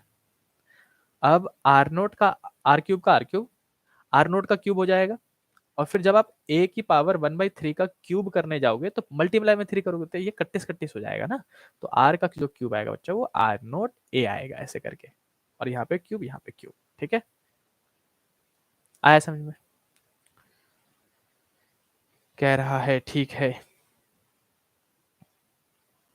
आर नोट का क्यूब होगा, आर नोट का क्यूब होगा, आर नोट का क्यूब नहीं लिखा क्या, अच्छा by mistake, sorry my mistake, R naught का क्यूब होगा यहाँ पे, आर नोट का क्यूब होगा यहाँ पे, वो जोश जोश में निकल गया, सबको समझ में आ गया, आर नोट का क्यूब होगा, आर नोट का क्यूब होगा, बहुत बढ़िया। किसने नोटिस किया था, करण ने नोटिस करो तो, ठीक है, वही कह रहा था सर, हाँ I got it, thank you man. चलो चलो स्टार्ट करते हैं अगले क्वेश्चन पे। कितने टाइप के क्वेश्चन हो गए, 2 मेजर टाइप के क्वेश्चन हो गए। पहला एनर्जी पे 3 स्टेप फॉलो करने पड़ते हैं, एमआर, एमपी और डेल्टा एम, फिर एनर्जी। और दूसरा था रेडियस पे क्वेश्चंस, रेडियस पे न्यूमेरिकल्स आ सकते हैं। बेस्ट, मैं देखो मैं फिर से कह रहा हूँ, क्वेश्चन पेपर देख के ना यही सब देखने को मिलेगा आपको। चलो स्टार्ट करते हैं तीसरे टॉपिक को, समझो, जल्दी जल्दी स्टार्ट करते हैं, टोटल 4-5 टॉपिक है अपने पास, ज्यादा ना हो। बहुत बढ़िया। अब तीसरा टॉपिक में क्वेश्चन का है, देखो क्वेश्चन मैंने ऊपर लिख रखा है, तभी ये पेज जानबूझ के एनसीईआरटी का पेज ले रखा है, इसमें 2 चीज मिल जाएंगे आपको। क्वेश्चन कह रहा है कि state 2 character of nuclear force. अब न्यूक्लियर फोर्स के 2 कैरेक्टरिस्टिक बताओ, 2 characteristic in the sense 2 point लिखो उसके बारे में, 2 इंपोर्टेंस बताओ। और पूरी एनसीईआरटी में न्यूक्लियर फोर्स के सिर्फ 3 ही पॉइंट है, 3 पॉइंट है, और एक ग्राफ है अपने पास जो यहाँ पे दिख भी रहा है आपको। 3 पॉइंट कौन कौन से हैं, देखो बच्चों को तुरंत याद आ जाएगा। सबसे पहला पॉइंट एनसीईआरटी का ये पेज है, यहाँ पे मैंने ये लिखवा भी रखा है बच्चों को कॉपी में, है ना। इस वाले पॉइंट में क्या बोला गया था कि न्यूक्लियर फोर्स सबसे स्ट्रॉन्गेस्ट फोर्स है। नेचर में 4 फोर्सेस थे, strong nuclear, electromagnetic, weak nuclear और ग्रेविटेशनल फोर्स। उसमें सबसे स्ट्रॉन्गर कौन है, स्ट्रॉन्ग न्यूक्लियर फोर्स। तो सबसे पहला पॉइंट यही है कि हम लिखेंगे कैरेक्टरिस्टिक में, यानी कि जब भी वो बोलेगा कि बताओ न्यूक्लियर फोर्स के पॉइंट्स लिखो या फिर उसके बारे में लिखो, तो बस यही 3 पॉइंट लिखने हैं कि सबसे पहला पॉइंट न्यूक्लियर फोर्स जो है स्ट्रॉन्गेस्ट फोर्स है। मैं यहाँ लिख भी देता हूँ जल्दी से, न्यूक्लियर फोर्स, क्या करो, तीनों पॉइंट याद आ गया, किसको किसको तीनों पॉइंट याद आ गया, जल्दी से बताओ। आर्टिस्ट मतलब अनीसा है, अब समझा मैं, ओहो अनीसा में तो ठीक है। Nuclear force does not depends on charge of a particle, बिल्कुल सही है ये वाला पॉइंट भी। देखो सब 3 पॉइंट था बच्चों, सिर्फ 3 पॉइंट। सबसे पहला क्या था कि न्यूक्लियर फोर्स स्ट्रॉन्गेस्ट होता है, सबसे स्ट्रॉन्गेस्ट फोर्स है, ठीक है। फिर दूसरा पॉइंट कौन सा था अपने पास, कि दूसरा पॉइंट था कि यहाँ पे जो लिखा हुआ है, यहाँ पे कि न्यूक्लियर फोर्स जो है वो शॉर्ट रेंज का है, शॉर्ट रेंज होता है। रेंज बहुत छोटा होता है बदतमीज का, है तो बहुत तगड़ा आदमी, लेकिन रेंज इतना कम होता है कि 0.8 फर्मी, ऐसा नहीं 0.8 फर्मी छोड़ो, आप फ्यू फर्मी याद रखना, ऐसे लिख देना एग्जाम में, क्यू फ्यू फर्मी। अगर डिस्टेंस फ्यू फर्मी तक ही लगता है, एफएम तक, अगर डिस्टेंस उससे ज्यादा हुआ तो मना कर देता, मैंने खेल रहा भाई। और 0.8 फर्मी पे फोर्स सबसे ज्यादा मैक्सिमम होता है, मैक्सिमम फोर्स लगता है इस वक्त। मैं ऐसे जल्दी जल्दी लिख देता हूँ, मैक्सिमम फोर्स, ठीक है। और तीसरा पॉइंट और लास्ट पॉइंट जो कि अनीसा ने बताया था अभी, और उसी से को हम कंप्लीट कर देंगे, कि तीसरा पॉइंट है हमारे पास, थोड़ा स्लाइड कर देता हूँ ऊपर, सुन रहे हो, बहुत बढ़िया। वंशिका ने भी, वंशिका को आता है, गुन्नू को रेंज नेचर आ गया, अरमान को भी आ गया, ठीक है, निधि सोनी ठीक है। अब देखो तीसरा पॉइंट ये था कि ये भेदभाव ना करता भाई, न्यूक्लियर फोर्स भेदभाव ना करता। उसको कोई मतलब ना है कि किसी के पास चार्ज है या ना है। वो प्रोटॉन प्रोटॉन याद आया का फोर्स, न्यूट्रॉन न्यूट्रॉन के फोर्स और प्रोटॉन न्यूट्रॉन के फोर्स, तीनों के फोर्स लगभग बराबर होते हैं। चाहे दो प्रोटॉन के बीच में लगे तब भी उतना ही फोर्स, दो न्यूट्रॉन के बीच में लगे तब भी उतना ही फोर्स, और एक प्रोटॉन एक न्यूट्रॉन के बीच तब भी उतना ही फोर्स। यानी कि इस पॉइंट में हम लिखेंगे nuclear force does not depends on charge, does not depends on charge. आया सबको? यही 3 पॉइंट है। न्यूक्लियर फोर्स पे क्वेश्चन आया ना भाई साहब, सिर्फ 3 पॉइंट में से यही पूछेंगे घुमा फिरा के, और लिख के आना मजे में। लेकिन पता है खाचल, यहाँ पे एक इंपॉर्टेंट पॉइंट है निधि रेहान, यहाँ पे एक इंपॉर्टेंट पॉइंट है, बहुत इंपॉर्टेंट पॉइंट। कौन सा है कि यहाँ पे ये वाला जो ग्राफ है इसको मत भूलना भाई साहब, कई बार पूछ लिया गया है। Draw the graph of potential energy with the distance between two nucleons, ऐसा सवाल बनता है भाई साहब। क्या डिस्टेंस बने, क्या क्वेश्चन बनेगा? ग्राफ बनाना है पोटेंशियल एनर्जी का डिस्टेंस बिटवीन टू न्यूक्लियस। जहां ये लाइन सुनो ना, लाइन पढ़ो आप कि potential energy distance between two nucleus, बस यही वाला ग्राफ बनाने का है। इस वाले ग्राफ में हम एक छोटा सा मिस्टेक करते हैं बच्चे कि एक्सिस को माइनस में नहीं लिख पाते हैं। मैं यहाँ नीचे ड्रॉ कर देता हूँ ऐसे करके। देखो एनसीईआरटी में जैसा बना है वैसा ही बनाना है, लेकिन इसको माइनस के एक्सिस में लेके जाना है। और जैसे यहाँ पे मेंशन भी है कि माइनस का 100 है, प्लस का 100 है, ऐसे करके, तो हम भी यहाँ पे ऐसे कर देंगे, यहाँ पे प्लस का 100 लिख देंगे। देखो अगर ये भूल भी जाओ कि यहाँ पे क्या था, तो यहाँ पे कुछ मत लिखना, एक्सिस में कुछ मत लिखना। ये +100 +100 -100 लिखने की जरूरत ना है। बस आप इतना लिख देना, मैं इसको मिटा ही देता हूँ, वरना बच्चों उस टाइम पे परेशान होते कि भैया ने वैल्यू लिखा था, मैं क्या लिखूँ। अगर आप नहीं भी लिखोगे ना वैल्यू, तो भी बिल्कुल सही आंसर जाएगा आपका। बस आपको यहाँ पे लिखना है कि वाई एक्सिस में है कौन, एनर्जी है ये। एनर्जी कौन सी? पोटेंशियल एनर्जी क्वेश्चन में बोल रखा है। पोटेंशियल एनर्जी किस में है? एमईवी में। सब पूरे चैप्टर में एमईवी में निकालते, तो याद, ये तो याद रहेगा कि वाई एक्सिस में पोटेंशियल एनर्जी लेना है और डिस्टेंस में हमें आर लेना है, बात खत्म। और आर भी किस में लेना है? एफएम में, फर्मी में, क्योंकि न्यूक्लियर फोर्स की बात हो रही है। एनर्जी और डिस्टेंस एमईवी में और फर्मी में। और उसका ग्राफ कैसे बनाना है? नीचे नीचे ग्राफ चलाना है, नीचे नीचे, बिल्कुल ग्राफ के जिस नीचे नीचे जो एक्सिस है, एक्स एक्सिस वाली, उसके नीचे नीचे ग्राफ चलाएंगे, नीचे नीचे ग्राफ चलाएंगे, एक जगह नीचे तपाक और फिर ऊपर लेके चले जाएंगे। जहां पे सबसे कम हुआ बस उसको लिख देना 0.8 फर्मी, इससे ज्यादा कुछ नहीं लिखना है। 2 नंबर का ग्राफ बन सकता है ये। और मैंने आपको होमवर्क भी दिया है और कुछ पीवाईक्यू में ये पूछा भी गया, हल्के में बिल्कुल मत ले लेना। तो कितना आसान चीज है। पहला था हमारे पास एनर्जी, दूसरा था हमारे पास रेडियस वाला कॉन्सेप्ट, और तीसरा है ये न्यूक्लियर फोर्स वाला कॉन्सेप्ट। न्यूक्लियर फोर्स में 3.1 ग्राफ, खत्म। इतना ही है, याद रहेगा सबको? जल्दी से हाँ या ना बोलो मेरे को, याद रहेगा? भैया क्लास कितनी देर में ओवर होगी? भैया क्लास मुश्किल से 10 मिनट में ओवर हो जाएगी, 10 मिनट में, 10:30 बजे तक क्लास ओवर कर देंगे हम। 10:30 बजे तक क्लास ओवर कर देंगे। It is very short range for me, बिल्कुल सही है। हाँ समझ में आ गया, आदित्य को समझ में आ गया, रंजीत को समझ में आ गया, बहुत बढ़िया बहुत बढ़िया। और किसी को, सबको समझ में आया? जल्दी हैंड रेज करा करो यार, देखो एक्टिविटीज में ना एंगेजमेंट आता है, आप समझ में आओगे। विवेक को भी आ गया, स्नेहा को भी आ गया, गुन्नू को भी आ गया, जीएम कोर्स को भी आ गया, बहुत बढ़िया। यस सर समझ में आ गया, बहुत बढ़िया। अच्छा बच्चों, आपको पता है सिर्फ 9:30 से 10:30 अगर आप मुझे डेली दे दोगे ना फिजिक्स एग्जाम से पहले पहले, न्यूमेरिकल के भी सारे डर निकल देंगे, और फिर बच जाएगा सैंपल पेपर, वो भी करवा दिया जाएगा। बस आप 1 घंटा निकालना है दिन में 9:30 से 10:30 का। क्लियर? मैं ये बोलने वाला था कि 2 दिन छुट्टी पर रहूंगा मैं, कल जा रहा हूँ उत्तराखंड, तो भैया कल मैं जाऊंगा छुट्टी पे और परसों छुट्टी पे बस। फिर हम 10 तारीख से वापस रात में मिलेंगे 9:30 बजे। चलो 3 पूरे हो गए, आगे मूव करते हैं। सर जो बच्चे अटेंड नहीं कर रहे उनके घर नहीं जा रहे हो क्या? मन तो कर रहा है भाई साहब, घर के बाहर जाके इनको बोलो बाहर निकल, तो पहले आए अटेम्प्ट नहीं कर रहे हो, नाम लिख लेना इनके कौन कौन आ, ठीक है। चलो 9th क्वेश्चन और चौथा टाइप, 2 टाइप और बचे हैं। 9वां 10वां क्वेश्चन, 2 क्वेश्चन बचे हैं, जल्दी जल्दी कंप्लीट करते हैं, आपका पूरा चैप्टर कंप्लीट हो जाएगा, फिर होमवर्क मिलेगा, प्रैक्टिस कर लेना। 9th क्वेश्चन बहुत आसान क्वेश्चन है, इजी क्वेश्चन में से एक है, जिसमें से आपको ये पूछा गया है, लेकिन ये एक बार पूछ लिया गया था, पीवाईक्यू में पूछा गया है, इसलिए इस क्वेश्चन को लिया, वरना मैं लेता नहीं इसको। ये एनसीईआरटी का एग्जाम्पल है, तो और ये भी एनसीईआरटी के टेक्स्ट के अंदर है, ना ही तो एग्जाम्पल में है ना ही एक्सरसाइज में है, टेक्स्ट के अंदर है, और वहां से क्वेश्चन पूछा गया था सीबीएसई बोर्ड में, समझ रहे हो? इसलिए इस क्वेश्चन को उठाना इंपॉर्टेंट था। क्वेश्चन कह रहा है कि chlorine Cl for example has 2 isotopes, जिसके 2 आइसोटोप्स हैं, एक ये रहा एक ये रहा, आइसोटोप्स जिसके मास नंबर अलग अलग हो और एटॉमिक नंबर सेम हो। तो अनिशा हमें कह रहा है कि 2 आइसोटोप्स हैं which are nearly integral multiple of mass hydrogen, ठीक है, जो भी बोला हो। आगे बढ़ते हैं। The relative abundance of these isotopes are इतना एंड इतना, हमारे काम की चीज। रिलेटिव अबंडेंस, अबंडेंस मतलब कितना पाया जाता है, कितने परसेंट पाया जाता है। मान लो कि क्लोरीन 100% है, तो 100% में से 75%, 75.4% ये इतना हिस्सा पहले वाला पाया जाता है, और वंदना दूसरा 74.6% दूसरा वाला पाया जाता है।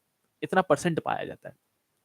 Thus the average mass of chlorine of atom is obtained by weighing the mass। बताओ एवरेज मास कितना होगा, एवरेज मास निकालो।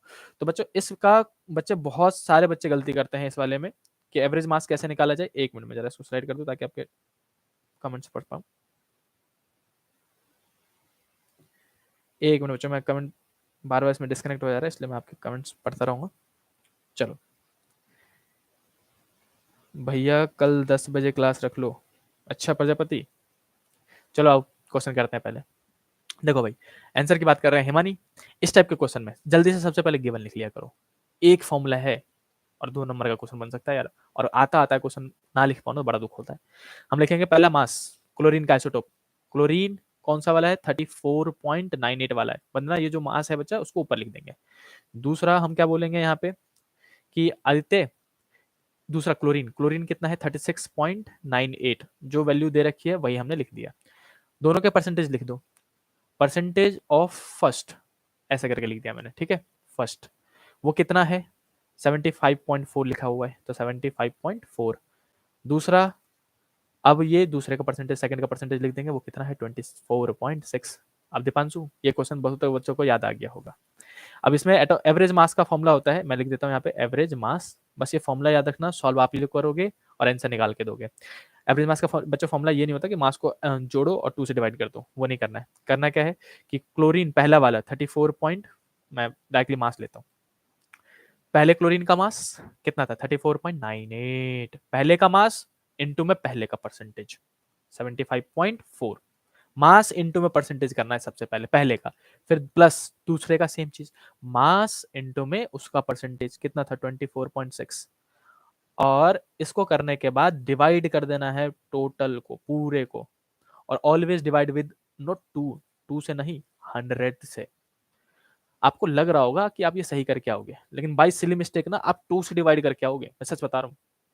बहुत बच्चों को मैंने देखा है कि मतलब उस टाइम पे प्रेशर भी इतना ज्यादा होता है और जल्दी जल्दी भी करना होता है, तो बच्चों का एवरेज, एवरेज मतलब हमारे ब्रेन में पहले से फीड कर रखा है divided by 2, divided by 3, divided by 100 करना है, याद रखना। जानबूझ के इस क्वेश्चन को लिया गया है कि इसमें सिली मिस्टेक होते हैं बच्चों के, और फिर जो बाहर निकलने के बाद दुख होता है ना, आओ सिट मैन, क्या कर दिया। बहुत बढ़िया, निधि के आंसर आगे होंगे, रहन को भी समझ में आ गया। तो ये था बहुत आसान से चौथा टाइप। पहला एनर्जी, दूसरा रेडियस, तीसरा अपने पास न्यूक्लियर फोर्स, चौथा ये एवरेज निकालने वाला, और पांचवा last concept of the class, today's class, वो हमारा ये है binding energy. Binding energy, binding energy आसान टॉपिक है, सुन लो, बिल्कुल छोड़ के नहीं जाना है। बाइंडिंग एनर्जी पे क्वेश्चन आ सकता है। बाइंडिंग एनर्जी पे क्या क्या पूछ सकते हो, वो सबसे पहले पूछ सकते हैं डिफाइन बाइंडिंग एनर्जी, क्या होता है बाइंडिंग एनर्जी। तो it is the energy required to break a nucleus, खत्म, एज सिंपल। कितनी एनर्जी देनी पड़ेगी ताकि न्यूक्लियस टूट जाए, उतना सा बोलना है। दूसरा बाइंडिंग एनर्जी पर न्यूक्लियन, बच्चे इतने जोश में होते हैं कि पढ़ते ही नहीं है कि सिर्फ बाइंडिंग एनर्जी पूछी गई है कि बाइंडिंग एनर्जी पर न्यूक्लियन पूछी गई है। मैं फिर से बता रहा हूँ, अगर आपने सिर्फ 10 क्वेश्चन में भी सिली मिस्टेक किया ना, और सभी क्वेश्चन में से सिर्फ आपके कितने नंबर, मान लो कि आधे आधे नंबर कट गए, तो 10 में से आधे आधे नंबर गए, तो 5 नंबर तो निपट लिए, आगे 95 से नीचे 95 क्रॉस ही नहीं कर सकते आप। इसीलिए इस टाइप के क्वेश्चन को बड़े ध्यान से मैं बार बार कह रहा हूँ आपको अटेम्प्ट करने के लिए, कि पूछा क्या गया है, binding energy, binding energy per nucleon, समझ रहे हो। तो क्वेश्चन में बाइंडिंग एनर्जी पूछा हो तो आप सीधे सीधे बोलोगे it is the energy required to break the nucleus of an element, खत्म। दूसरा बाइंडिंग एनर्जी पर न्यूक्लियन बोला हो तो उसमें लिखना है कि it is the energy required to extract one nucleon from the nucleus of an element, कि सिर्फ एक न्यूक्लियन को निकालने के लिए कितनी एनर्जी देनी पड़ेगी, वो बाइंडिंग एनर्जी पर न्यूक्लियन है, ईबीएन है। ईबी मतलब बाइंडिंग एनर्जी पूरे न्यूक्लियस को तोड़ना है, समझ में आया। दूसरा ईबीएन होता है binding energy per nucleon, nucleus में से पूरा न्यूक्लियस मत तोड़ो, किसी का घर का ही तोड़ोगे, सिर्फ एक न्यूक्लियन की कुर्बानी मांग लो इनसे कि भैया एक न्यूक्लियन दे दे, उसके लिए जो तेरे को पैसा चाहिए यानी कि एनर्जी चाहिए वो मैं दे दूंगा, उसको हम ईबीएन कहते हैं। तो ये हो गया दीपांशु पहला वाला काम, ठीक है। दूसरा इसी के नीचे अब ये ग्राफ, मैं सच बताऊं पिछले साल से पहले आज तक जिंदगी में ये ग्राफ कभी ड्रॉ करने के लिए नहीं आया था। पिछले 10-15 साल में तो बिल्कुल नहीं आया है, लेकिन पिछले साल और इस साल उम्मीद है कि ये पूछा जा सकता है, क्योंकि इस बार कुछ प्री बोर्ड में भी पूछे गए हैं और सैंपल पेपर में भी ये क्वेश्चन दे रखा है। इसलिए सिक्योरिटी के लिए जो चीज पता है हम ऑलरेडी रट लेंगे। ठीक है, मैं इस ग्राफ को थोड़ा सा बड़ा करता हूँ ताकि आप इसको देख पाओ क्लियरली। और बच्चों को ये ग्राफ देख के लगता है कि क्या ही है ये, लेकिन घबराना मत, आसान सा ही है। मैं इसको थोड़ा नीचे कर देता हूँ। ये देखो भाई, ये हमारे पास ग्राफ, ठीक, ज्यादा कुछ नहीं करना है। मैं आपको जानबूझ के अभी आपके साथ डिस्कस कर रहा हूँ ताकि आपके ब्रेन में एक बार फीड हो जाए। इस वाले में क्या है कि बाइंडिंग एनर्जी, यहाँ पे देखो है क्या क्या, सेम चीज, बाइंडिंग एनर्जी है और यहाँ पे मास, एटॉमिक मास नंबर। और क्वेश्चन में बोला भी होगा, आप पढ़ के समझ जाओगे कि किसका ग्राफ बनाना है। फिर आपको करना क्या है, थोड़ा बहुत बस कर्व याद रखना है कि कैसे कैसे कर्व बनेगा। पहले जल्दी से हाइक लेंगे, 2 बार जिगजैग जिगजैग करेंगे। मैं जानबूझ के ऐसा कह रहा हूँ ताकि आपको आसान लगे, और आसान है भी ये। फिजिक्स आसान हो है, बताओ, फिजिक्स सबसे आसान और इंटरेस्टिंग सब्जेक्ट है। बोलो एक बार जल्दी बोलो, मन में झूठ, देखो चीटिंग नहीं करने का। फिजिक्स सबसे आसान और इंटरेस्टिंग सब्जेक्ट है। एक झूठ तब तक बोलो जब तक सच ना बन जाए। इसलिए बोलते रहा करो। तो हम कह रहे हैं फिजिक्स सबसे आसान सब्जेक्ट है, तो ठीक है, समझ गए भैया, ग्राफ बताते हैं। तो ग्राफ में हमने पहले स्टार्ट किया हाइड्रोजन, फिर हाइड्रोजन का आइसोटोप, और फिर आगे लेके गए हीलियम तक। हीलियम की एनर्जी दिखाई, फिर लिथियम की कम की, फिर कार्बन की बढ़ाई, और फिर नाइट्रोजन की कम की। ऐसे करके आप बस 3 बार कर्व बना दोगे, और फिर एक नॉर्मल लकीर खींच देना ऐसे करके। देखो मैं यहाँ पे बना के दिखाता हूँ। पहले ऊपर लेके गए, 1 बार 2 बार ऐसे करके 3 बार लिया, और थोड़ा सा झुका के बस कर। जैसे आपने फ्रीक्वेंसी का ग्राफ, इंटेंसिटी का ग्राफ कितनी बार बनाया, 3 बार 4 बार 5 बार बनाया ना। तो जैसे वो एक बार में गलती हुई थी, वैसे इस ग्राफ को 2 से 3 बार प्रैक्टिस कर लेना कि क्या क्या है, और कितने, दो तीन मतलब मुश्किल से 3-4 एलिमेंट और लिखने हैं आपको। सबसे लास्ट में कौन है, यूरेनियम, U9 235 वाला है, 238 वाला, कुछ भी लिख दो आप। यहाँ पे यूरेनियम 235 238 कुछ भी लिख सकते हैं। तो यहाँ पे 238 लिख देते हैं, इंडिया में जो पाया जाता है। और कुछ और लिखना है यहाँ पे, जैसे कि हीलियम का नाम लिख दिया, यहाँ पे कार्बन का नाम लिख दिया, यहाँ पे नाइट्रोजन का नाम लिख दिया, बीच बीच में जो जो आपको याद है, ऑक्सीजन है तो ऑक्सीजन का नाम लिख दिया, और पहले हाइड्रोजन दिखा दिया, फिर कहीं पे हाइड्रोजन 1 3 दिखा दो, और ये 1 1 वाला दिखा दो, बस खत्म। इतना सा ग्राफ बना दोगे, और यहाँ पे एक्सिस में लिख दोगे कि ये बाइंडिंग एनर्जी है, ईबी है किसमें, एमईबी में, मेगा इलेक्ट्रॉन वोल्ट में, और ये हमारा एटॉमिक मास नंबर है यू में। ऐसे करके हमने लिख दिया। ये ग्राफ इतने में ही वो आपको फुल नंबर देंगे। क्लियर हुआ सबको? और आसान सा है, करना क्या है, एक लाइन खींचनी है, 2-3 बार जिगिर जिगिर, सिर्फ 3 बार जिगिर जिगिर करना है। और कुछ बच्चे जिगिर जिगिर जानबूझ के 3 बार कह रहा हूँ, मतलब बनाते चले गए, रजिस्टेंस बना दिया, वो नहीं करना। अमित सुन रहे हो, रजिस्टेंस नहीं बनाना वहां पे। वंशिका ठीक है। अब सिर्फ 3 बार जिगर जिगर करना है, और कर्व बना के ऐसे करें, मस्त छोड़ देना। लास्ट में कौन होगा, यूरेनियम। सबसे नीचे कौन होता है, हाइड्रोजन। सबसे पीक पे कौन होगा, पहले पीक पे हीलियम, उसके बाद नाइट्रोजन, कार्बन, ऑक्सीजन। इतने तो एलिमेंट याद ही होंगे यार आप लोगों को। और हाँ, एक्सेस मत भूल जाना, बच्चे एक्सेस भूल जाते हैं, बताओ। Binding energy mega electron volt में, एटॉमिक मास नंबर यू में। ऐसे करके हमने लिख दिया। अरे ये तो चाहिए था, शाबाश। तो ये हो गए टोटल 5 टॉपिक, और आपके यहीं पे ये क्लास को समअप करते हैं हम। और उसके बाद मिलेगा आपको होमवर्क। होमवर्क के हर कोई स्क्रीनशॉट लेके सॉल्व कर लेना, अभी चाहो तो अभी कर लेना, कल दिन में चाहो तो कल दिन में कर लेना। फिर से हम जल्दी से एक बार छोटा सा रिकैप लेंगे, ताकि आप बच्चों आपको याद रहे कि हमने क्या पढ़ रखा है। आप जो कीमती टाइम दे रहे हो वो आपके लिए वैल्यूएबल है, और हम आपको एक बार शॉर्ट रिविजन देते हैं, ठीक है। शॉर्ट रिविजन 2 मिनट में खत्म हो जाएगा, सुनते रहना। निधि सुनो बच्चा, नैना, दीपांशु, हर्षित, देखो अब हम रिविजन की बात करेंगे। नितिन, रिवीजन में हम कितने टाइप के क्वेश्चन कर चुके हैं, 5। सबसे पहला क्या था, एनर्जी पे क्वेश्चन आ सकता है। एनर्जी में क्या है, 3 स्टेप फॉलो करना है अपने को, ठीक। सबसे पहला मास ऑफ रिएक्टेंट एमआर निकालना है, मास ऑफ प्रोडक्ट एमपी निकालना है। दूसरा डेल्टा एम निकालना है। डेल्टा एम कैसे निकालोगे आप, mass of reactant minus mass of product करके। और तीसरा हमको क्यू यानी कि एनर्जी निकालना है। एनर्जी इक्वल टू होता है डेल्टा एम इंटू में जो वैल्यू थी, MC स्क्वायर तो लिख ही दोगे, मैं सीधे सीधे वैल्यू लिख देता हूँ, 931.5। और ये आंसर किस में आता है, MEB में। इसी में वैल्यू प्लस में है तो रिलीज हो रहा है, एक्सो है, और अगर माइनस में है तो एंडो है, खत्म। दूसरा टॉपिक था आज आपका रेडियस वाला, कि रेडियस ऑफ न्यूक्लियस पे MCQ बने हुए हैं भाई साहब। फॉर्मूला याद होना चाहिए।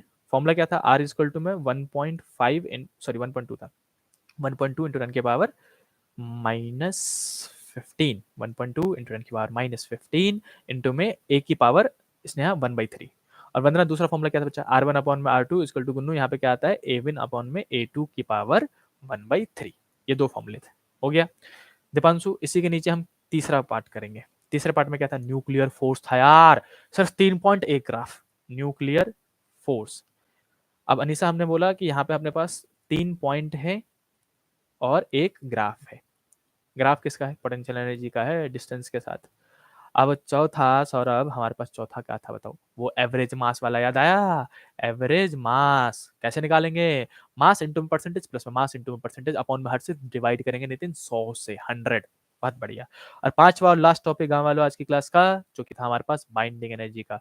वो बाइंडिंग एनर्जी की डेफिनेशन पूछ सकते हैं, बाइंडिंग एनर्जी पर न्यूक्लियन का डेफिनेशन पूछ सकते हैं, और ज्यादा से ज्यादा क्या ही पूछ लेंगे, ग्राफ पूछ लेंगे, ग्राफ पूछ लेंगे और बनाना पड़ जाएगा भाई साहब। कैसे, एक पीक 3 कर्व जिगिर करके सपाक, समझ में आया।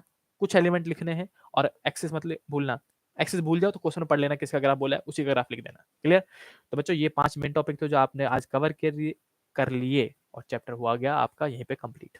सम अप होता है, पूरा चैप्टर कंप्लीट कर लिया, इससे ज्यादा करने की कुछ जरूरत नहीं आपको।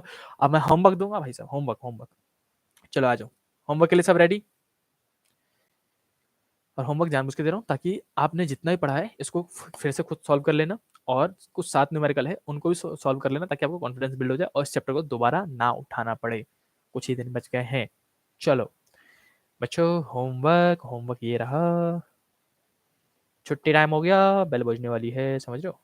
अरे कहाँ गया इसको कर्सर, ये 1 मिनट, इसको थोड़ा लेफ्ट मूव करें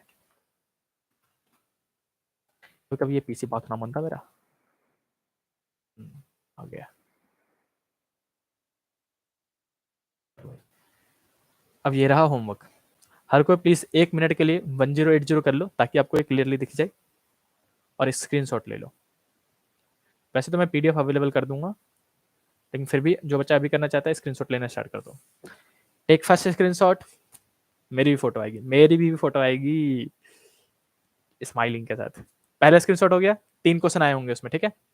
टोटल 7 क्वेश्चन है, चिंता नहीं करने का। फिर दूसरा स्क्रीनशॉट लोगे, अब रुक जाओ, 3 क्वेश्चन हो गए शुरू के, अब यहाँ से स्क्रीनशॉट ले लो। स्माइल कर रहा हूँ, फोटो आएगी मेरी। तो ये हो गया 4 और 3 7 क्वेश्चन हैं। ये 7 क्वेश्चन आपको ट्राई करने हैं, जब भी आप मेंटली रिलैक्स करो तो आप ट्राई कर लेना, ठीक। बताओ जल्दी बताओ, सबको समझ में आ गया, समझ में आ गया, समझ में आ गया। भैया स्माइल, अमित कह रहा भैया स्माइल, स्माइलिंग।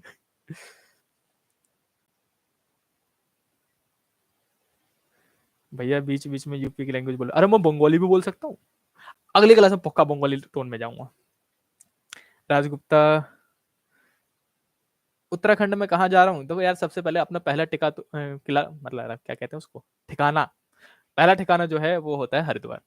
सबसे पहले वहां जाएंगे, उसके बाद बाकी झुंडों की मर्जी है जहां लेके चले जाए वो। वैसे हम कोशिश करेंगे जल्दी आ जाए। यस सर, सबको समझ में आया, सबको समझ में आया।